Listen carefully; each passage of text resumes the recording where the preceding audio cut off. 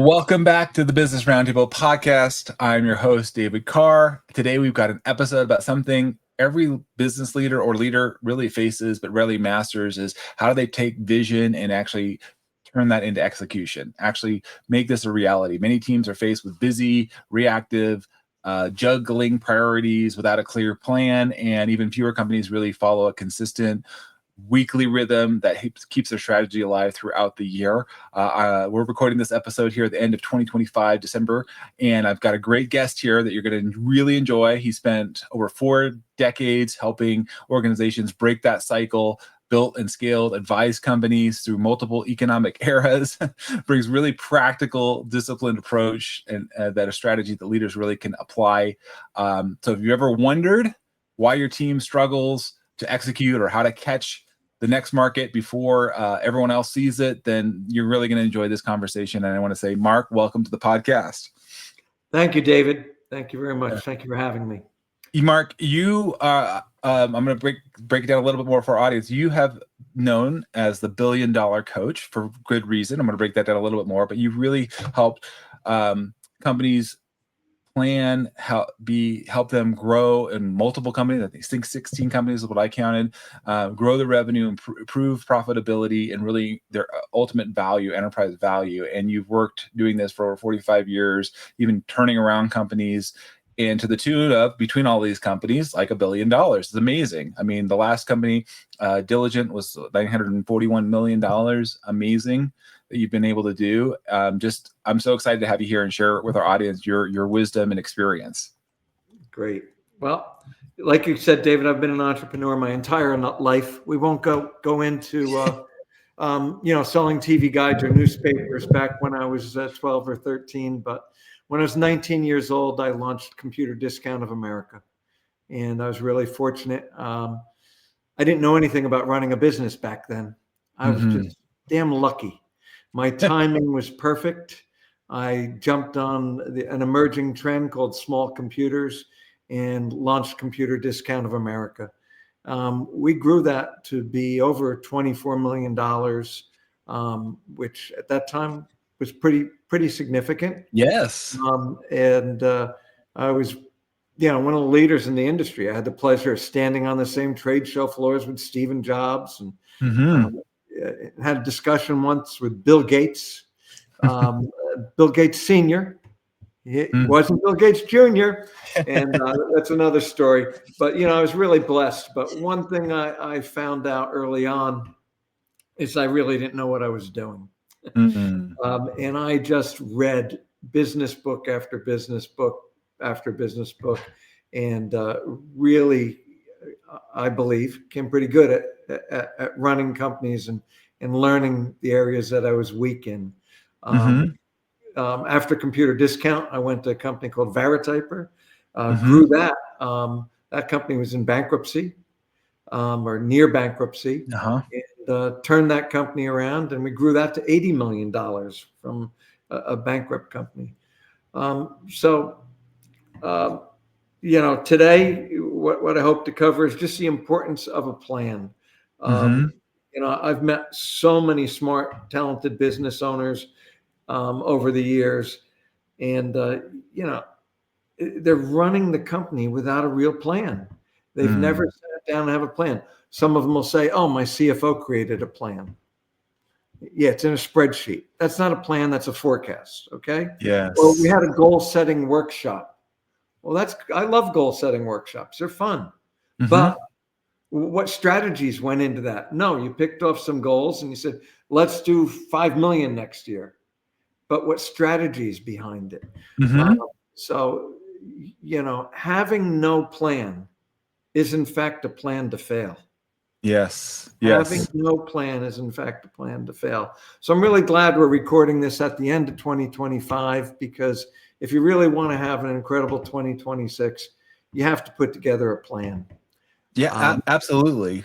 And I would imagine, even if you do have a plan, and this is where we're going to get into a little bit, it's not like you said, even if you do actually put a plan together, you got to look at this thing and get there. And I think, you being I like how you say this, and it's a bold statement, but I think it's a true one, that you are this $1 billion coach because you've been there, you've done this repeatedly, and you've learned what's worked and what hasn't worked, right?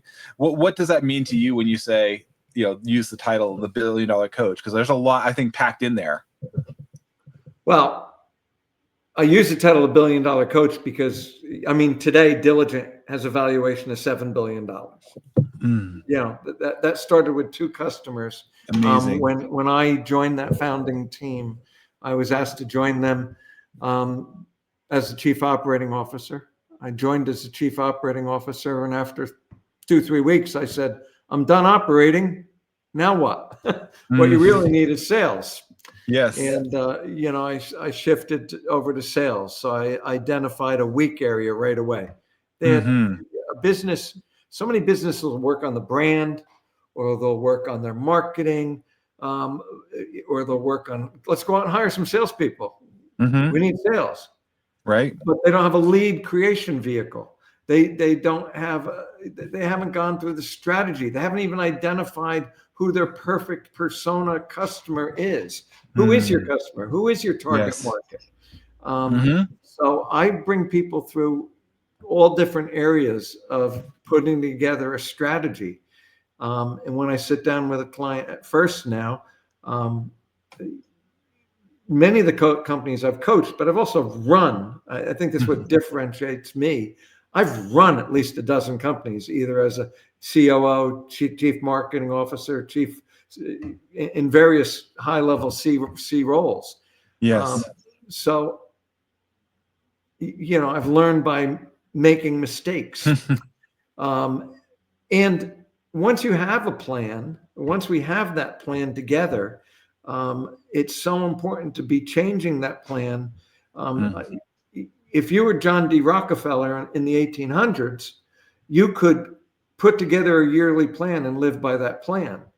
In the world we're in now, the plan you create today could be worthless tomorrow. Yes. COVID-19. If you did a plan in December, could be ripped in half by March. It was dead. And our world is changing at such a rapid pace now with AI and changes that we're seeing just from that new technology wave alone. A plan that was created 6 months ago, you need to be adjusting your plan every quarter. But why don't we just step back? I want to dig in there. What are those components that we should be looking at, Mark? That's what I wanted to do. Is first, what are the strategic components? You kind of highlighted them, but let's break it down. There's 4 of them really in my mind that I really focus in on. First, your vision. So many people. There's a great book written by Simon Sinek called "Start with Why." Well, it's a great premise, and it's a great book. I love the book, but it's old school. The Stoics. Before the birth of Christ. Oh yeah, saying, Marcus Aurelius. You need to have a purpose in your life. Okay. Yeah. So yes, start with why, something you're passionate about. But then you have to make sure that it's something that your customers are going to actually buy. So you can't, if you're passionate about something, but there's no market for it, your business is already in jeopardy. Right. So you have to test early on. And then you also have to make sure the people you hire, and I know, David, you're involved in building people. Absolutely. They have to be excited about your why. Absolutely. I always love watching, I've watched all my life blast-offs, Mercury, Gemini, Apollo, but I love watching the star Elon Musk companies. Oh yeah, SpaceX, because you'll see his employees get so excited, they all cheer when it gets off the ground, and the minute something's wrong, because all their faces go down and they all turn away when one blows up. Those people are so aligned with the overarching purpose. His purpose, his why. And I think that's really where some people fail. It's just not start with why. It's just not why you're doing it. You then have to relay that why to your customers, and you have to build your team around people that believe in your why. So that's the vision. I try to get the I couldn't vision agree down. more. Mark, would you say, just a question on this, because you've done this journey of taking something that was your idea that you created, but then what I like to say when you say that vision, creating that compelling vision that's more than just you, because I think sometimes business owners get stuck. It's me, and this business is more, this persona is something bigger than I originally, not just me. And can you speak to a little bit to that journey of the vision? Oh yeah, of course. Well, sometimes when you ask somebody, you'll say, why are you in business? And they'll say to make money. Yeah, and I know right away that it's going to be a challenging relationship for me because I have to break them of that. The money will follow. If you have a good why in how you're going to change the life of the people you're selling the product to, or your services, your offer, if you're going to change their life, the money will follow. It's that simple. So I said, don't worry about the money. Worry about getting the why right. Yeah. And then some people will try to sell their why to everybody. And I believe part of your why should also be working with the customers you want to work with. Yeah. Even today, I have a prospective customer fill out an application. I'll work with people of all different sizes. I don't care if it's a $10 million company or a $100 million company or a $1 million company. But I want to make sure I'm working with somebody that, number one, I can help. I know I can help. And number two, that I'm going to enjoy working with. So, you have to make sure part of your vision is the type of customer you want to work with and try to land at providing your service. Absolutely. So, that's really where I start is, I start with why once, and some people really have that down. And then you have to go on beyond that and you start to work with the strategy. And the strategy, I still use an older thing called the 5C analysis. It was actually created in the 70s or 80s. And you look at your competitors, and that's really important these days. And then something that I didn't do early on, I was very competitive when I was younger. I always wanted to be the number one player in the field, the number one provider. But I used to ignore in my younger years what's called the PEST analysis. And that's political, economic, social, and technology. Okay. You cannot grow a business today and ignore political. I'm sure everybody listening to this podcast agrees, okay? Your business is influenced by politics. Yes. Next one, economics. Economics, we are now entering a mode of what was in the 80s called stagflation. I've already lived through it once. The economy is growing, but people are getting less for their money. What does that mean? That means the big companies aren't building as many washing machines, but they're still getting the same amount of dollars they used to get because the inflation is there. So we're getting to a point what's called stagflation, and it's the economy is going to and we're really on the border of that. I believe that, and I'm not. Well, I've studied a lot of economics, and my major was business in college. I don't want to, spin myself off as an economist. Yes.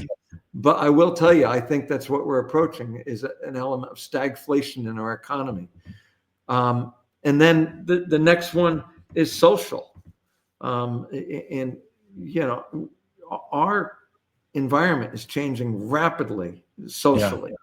And then technologically, we're moving at light speed. Light speed. My head's spinning. In terms of technology. So it's really important to go through a PEST analysis and try to identify how these external components can affect your business. So I talk to business owners every day, and I'd say, unless they've worked one-on-one with me, about 90% of them don't even know what a PEST analysis is. Yeah, I that was new the way you broke it down that way, Mark. Yeah. I mean, Because it's easy to do. It'll take you 2-3 hours to do it. You only have to do it once a year, maybe twice a year if things are changing rapidly. Certainly after an election, certainly if you see something in the economy fluctuating, but you don't have to do a pest analysis every quarter. It's something you should set aside 3 hours and do at least once a year. I used to ignore that. And now I never do. I run every one of my clients through that. So we go through all this strategy. So that's just, there's a few other components to strategy, building your brand promise. What are you going to promise?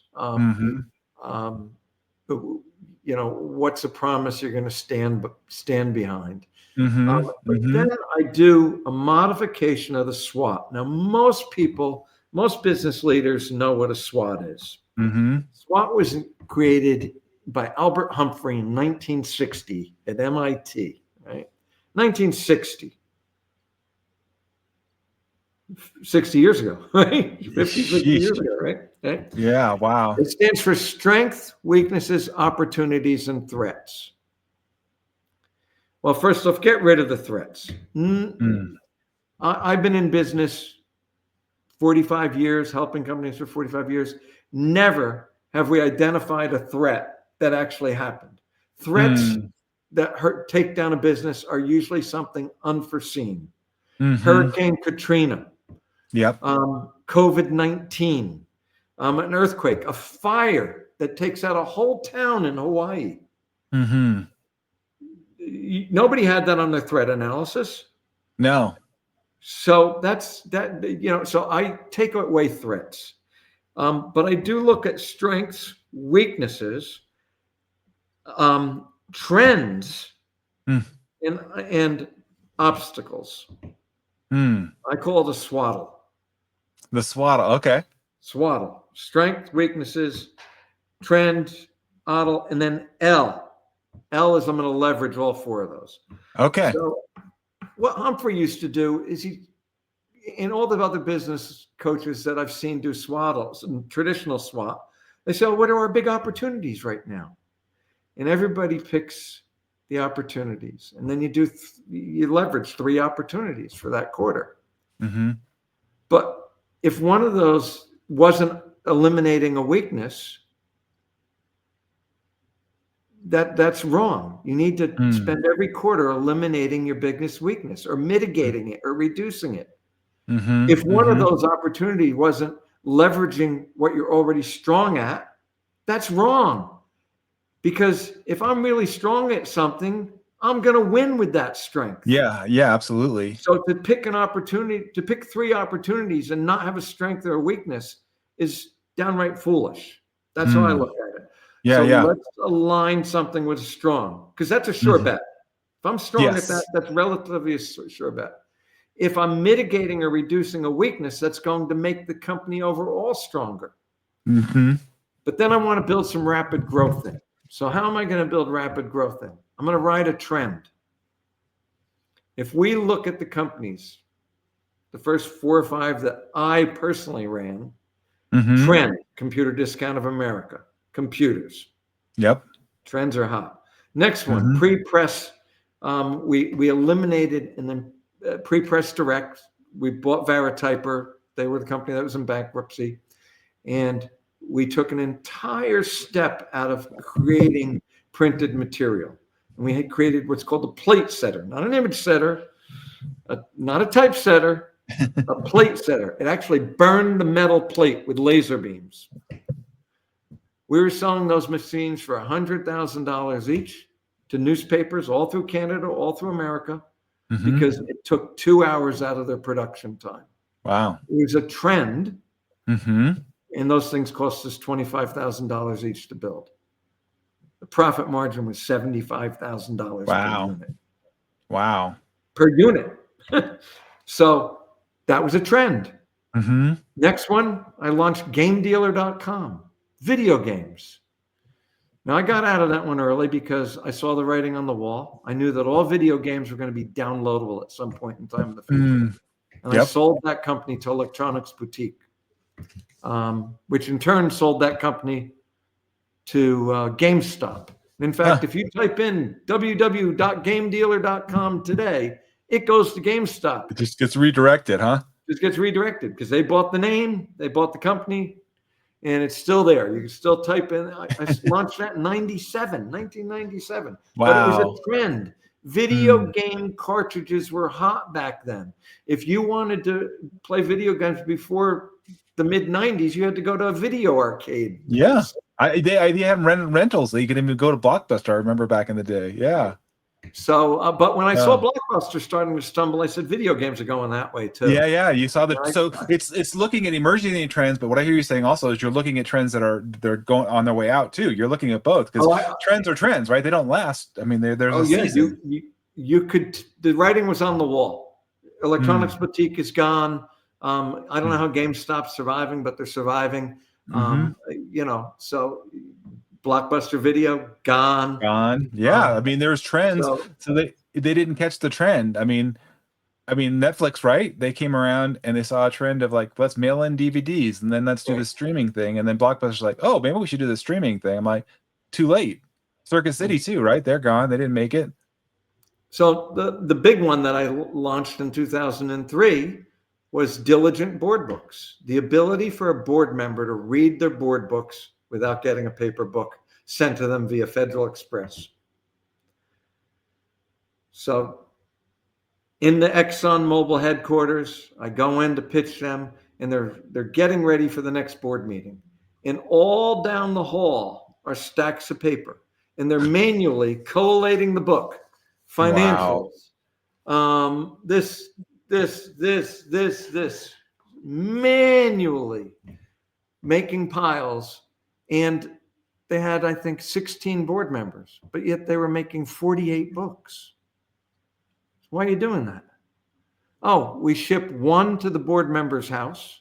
We ship one to the board member's office. We print an extra one in case they forget it. Wow. One to their vacation house. Oh, so now you have a company like ExxonMobil with their board packages sitting on a cottage in the Hamptons, in a boardroom in New York, in one sitting ready for them in case they lose it on the airplane. How secure was that? How secure was that? So I saw a trend there and really got excited about it and jumped into that company. And we grew that company to, when I started, we had 2 customers. When I resigned and I was burnt out 10 years later, we had 2,000 customers. Oh, that's incredible. Today, Diligent handles over 50% of all board material in the world. Oh my gosh. In the world, Mark. That's impressive. And they're valued at $7 billion. So it was a trend again. So today, what's today's trend? What do you think today's trend is? Oh, that's a great question. I know what you're saying. Audience is saying, oh, it's AI. Yeah. I don't think AI is a trend. I think it's a tool. Okay. You had the telephone, 1880s. Donnelly, you ever wonder where the magazine printer or the catalog printer or Donnelly came from?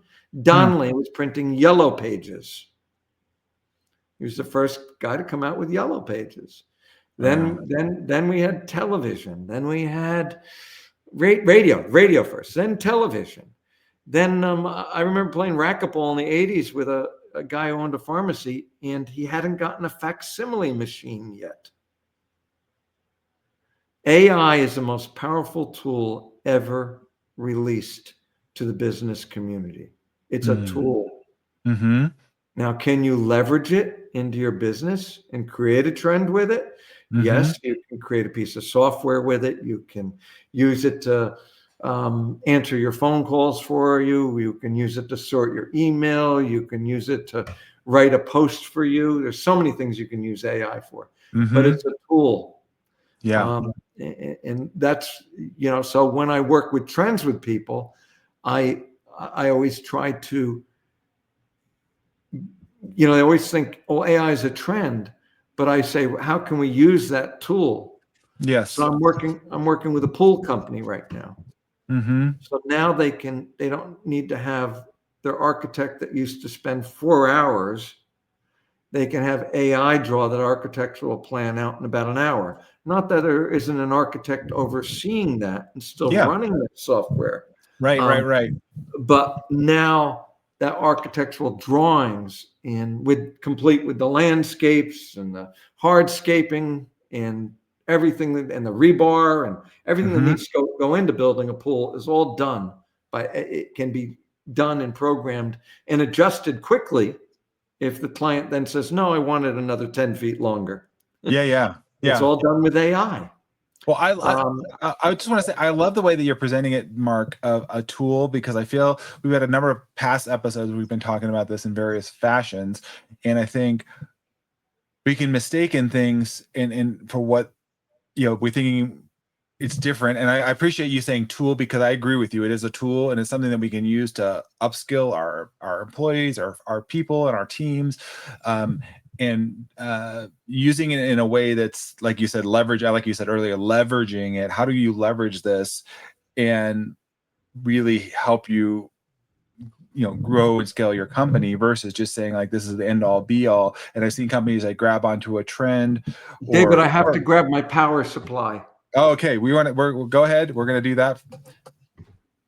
All right, we paused for a moment so Mark can make sure we're fully powered up. Mark, so we were talking about AI as a tool, and what I was kind of alluding to is that sometimes people get caught in these trends, and I've seen this a lot, particularly in the AI world, of they're using that as, not that you can't jump on a trend, don't get me wrong, but I think that they're trying to make AI this kind of end all be all, and I don't believe that it is. I like that you're saying it's a tool. Just like a TV, we get lots of different channels, there's lots of different things that come through it. How do we leverage this particular tool? And it's more than, and I agree with you, it's more than a trend. It's something that's going to last beyond that. But what does that look like? I don't know, but I think that it's an exciting time. Yeah, I don't think any of us actually know where it's going to go. But if you look at other elements of technology that have changed the world. If you worked in Manhattan in the before fax machines were there were people on bicycles that would drive all over the place on their bicycles with a little satchel over the back, and they'd be delivering papers from the bank to the freight forwarder, yes, to the mortgage company, all over the place, all done like that. Well, today, and when they came out with the facsimile machine, all those poor people with bikes and a job delivering papers all over New York, they lost their jobs. There's going to be some upheaval and changes in jobs, but for business leaders today, if you don't get on the bandwagon and utilize AI to your best ability, you're going to be left in the dust. AI. If you have 5 salespeople now, it doesn't mean that you have to bring them down to 1. Take your 5 salespeople and give them AI tools, and they'll double your sales. There you go. I mean, and your sales will double. So it doesn't mean that you're going to necessarily be destroying jobs. I do think there is going to be a shift in the overall job market as a result of it, because there are jobs that AI will eliminate. Well, I want to follow up. So I agree with you, Mark. I want to follow up with you on this.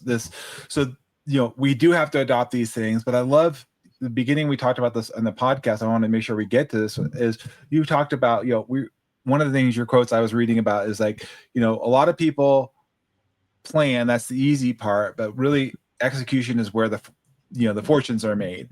And you've been on a lot. And what I'd love to spend some time here on the podcast today is like, how do you help people move forward executing on these ideas? Like executing, like you said, they come up with these things. This would be amazing. I could upscale my sales team, but I feel like a lot of businesses get stuck here.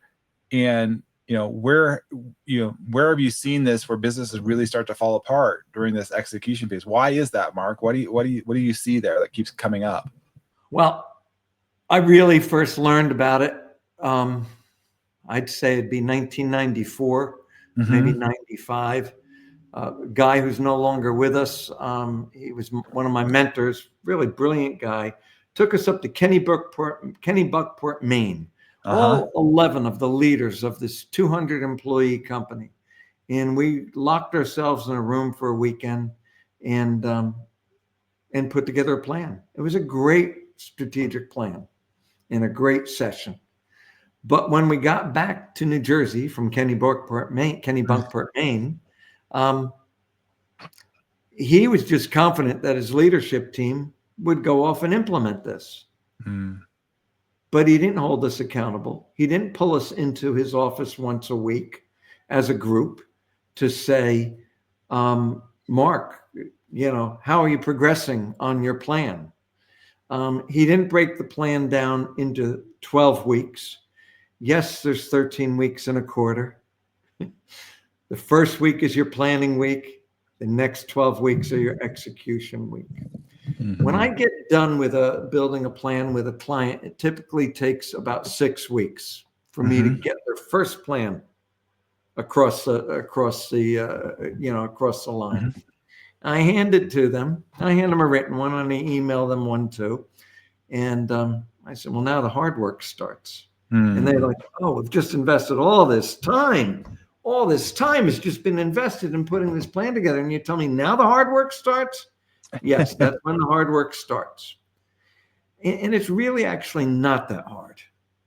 Once a week for 1 hour, you hold a meeting. And if you're managing, you've identified 4 major projects, it's really easy in 1 hour to first start that meeting with good news. I use good news just as an icebreaker. Hey, what happened good in your department today?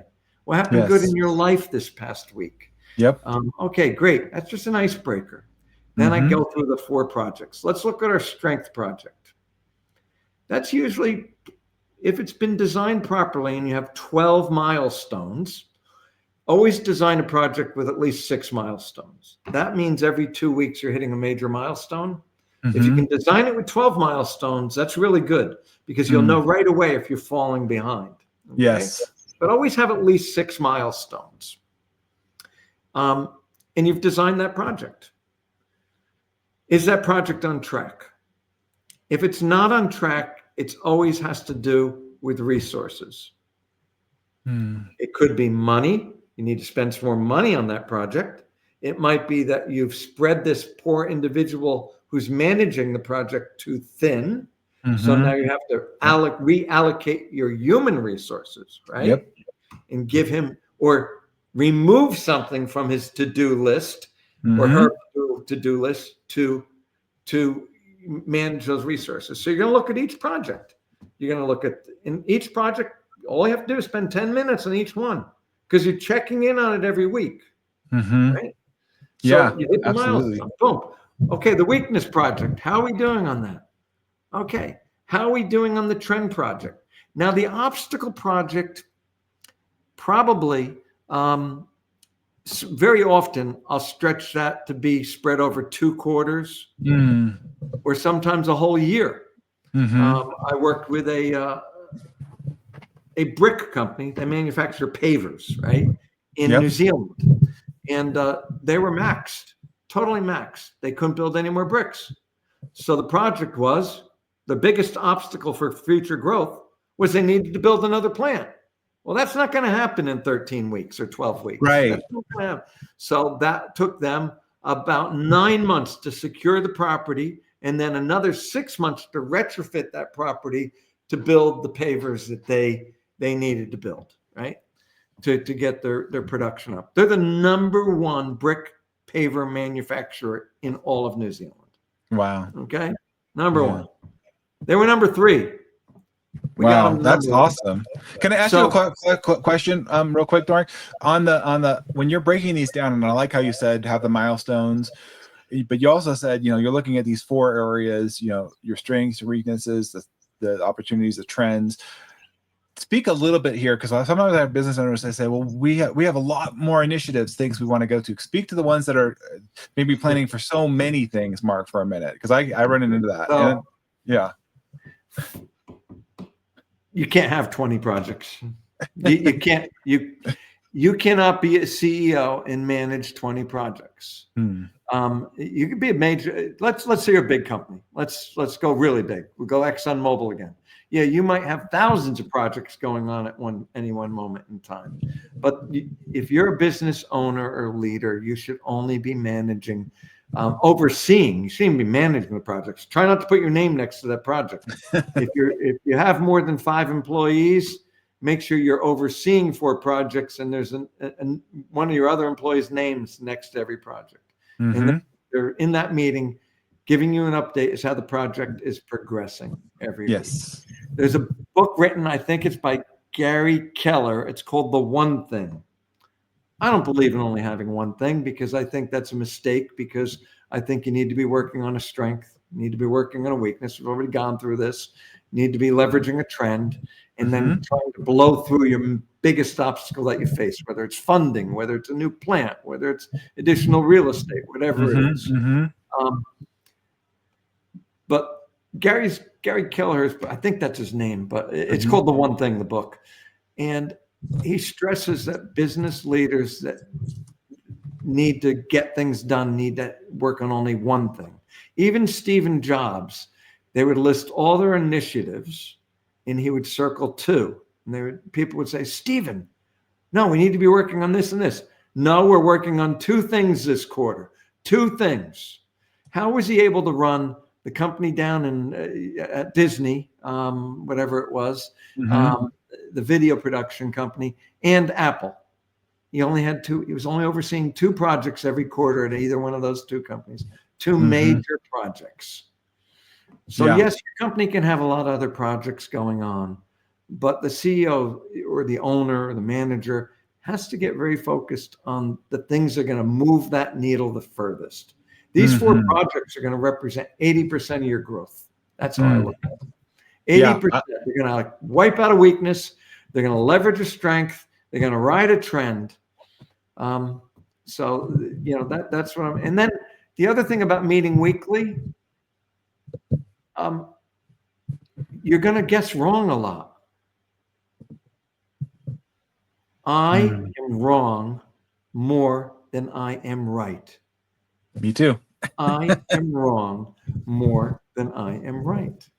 So you come out, you enter this quarter with this plan, and you have, no, this is a trend. This is going to work. This is going to work. It doesn't work.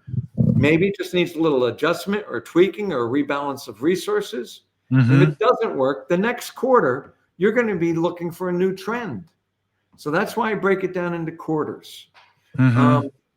Because you're not all 4 of those projects are going to come out perfect. And if they do, whoever you are, you're far better than I have ever been. I love that. Anybody that knows any sports knows that, I watch baseball. If you hit 300 or whatever the case might be, you're missing the majority of them than you are actually doing. And that's pretty much anything, to your point, Mark.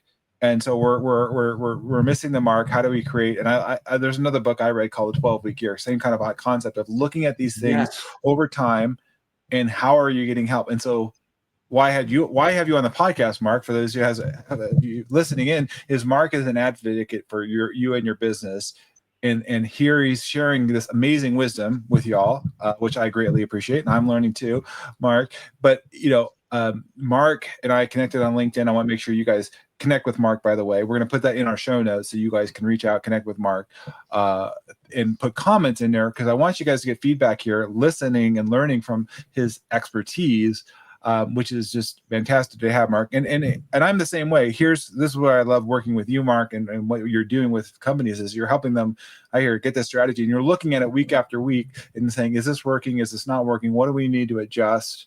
What do we need to start doing, stop doing? What do we need to sustain doing, if you will? And if it comes into the people lane, because I like what you said earlier, Mark, about keeping focus on 2 projects or whatever, but then you have elements that you need to delegate down and make those projects a reality. Who else is going to help you come alongside and make that a reality, right? Like, who else do you need to bring in that through that, what we talked about earlier, that compelling vision to see what is their part, what is their role in making this project become a reality? No, that's true. And you mentioned the 12-week year. That's a great book, by the way. I'd recommend that to any of the listeners here. I've read that book, but it really is somewhat in line with exactly when I read it. A lot of it follows exactly what I've been teaching for years. Is while you might have a yearly forecast, you have to break it down into 12 weeks. Because again, John D. Rockefeller, 1880, he could say, hey, we're going to double our oil production this year. That's our yearly plan. And he could stay with that plan because technology and life, we're moving so much slower then. You can't do that with a business today in this rapidly changing world that we live in. Yeah, absolutely. So it's 12-week increments, and it also gives you the ability to adjust. By meeting every week, you're addressing roadblocks right away. And by the way, a little bit more about that weekly meeting. When you go into that meeting with your staff and they fall behind, you handle it with politeness. You say, how can I help you get this project back on track?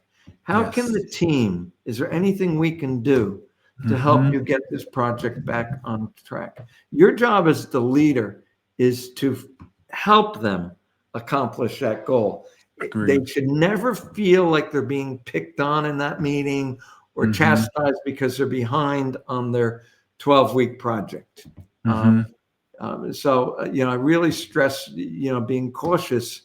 And another thing you can do at the beginning of the quarter, I would turn to David and I say, David, do you think you can get this done? And David said, I don't know, Mark, I'm really busy. I have all these podcasts I'm doing. I can't do that. I say, well, what if I did one podcast a week for you? So you didn't have to do all these podcasts, David. And you say, well, maybe I could do it then. You think you could do it then? Oh, yeah, I could do it then. Okay. I just got him to say yes.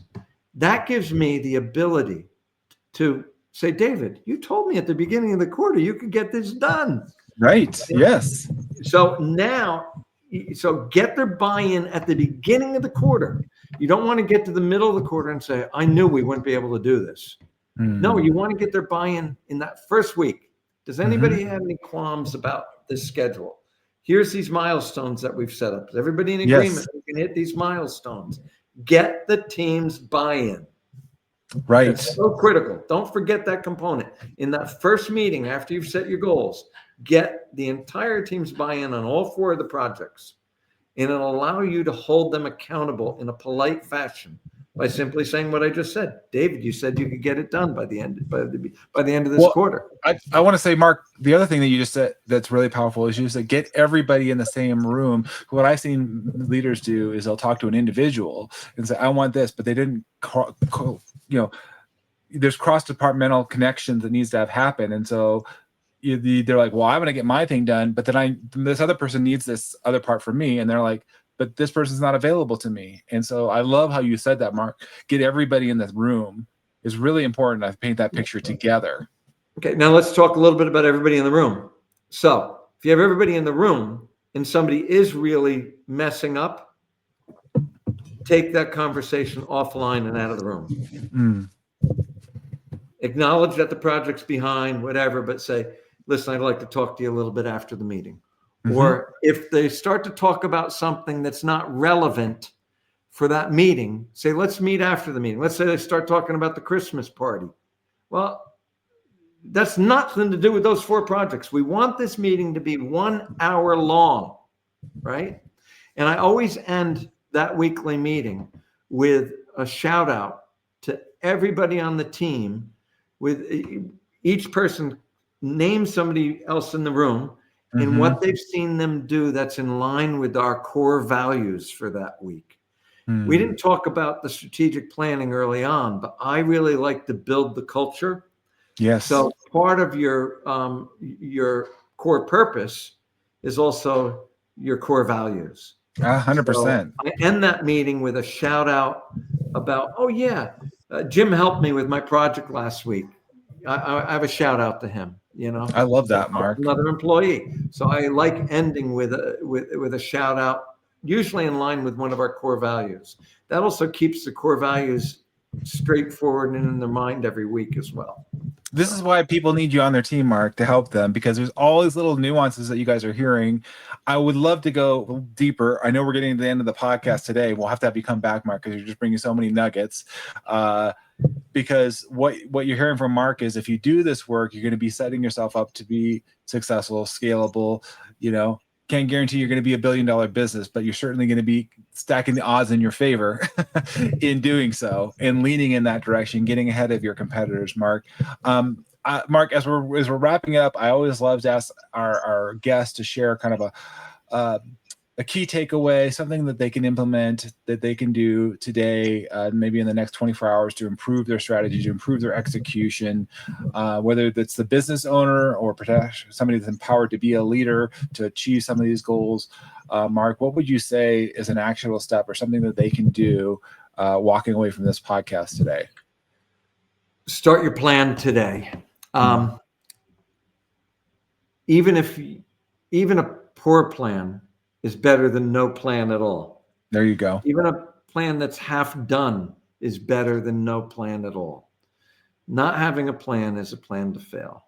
As you start to put together that plan, if you need help in putting that plan, go to my website, and there's a entrepreneurial readiness assessment there for 2026. 16 questions.